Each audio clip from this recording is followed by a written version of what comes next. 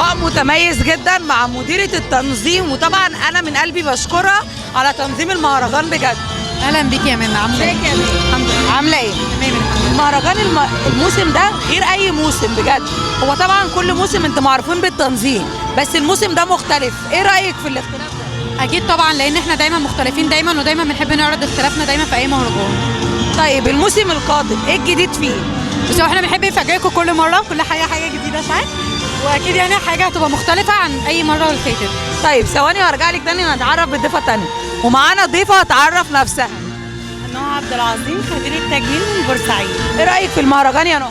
بصراحه المهرجان VIP تحفه جدا، الاجواء فيه النهارده منظم.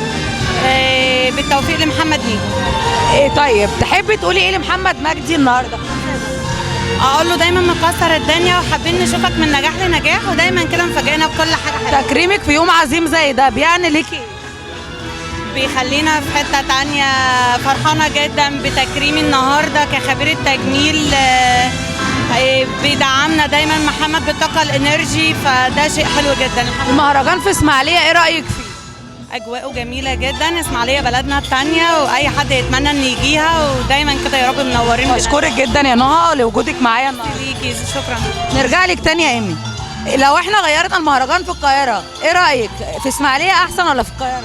لا طبعا، احنا في اي مكان ثابتين وجودنا، بس ده حاجه اكيد. تكريمك النهارده يعني ليكي ايه؟ يعني ليه حاجه طبعا كبيره جدا، وطبعا VIP دايما مطلعنا بشكرك على وجودك معايا. لل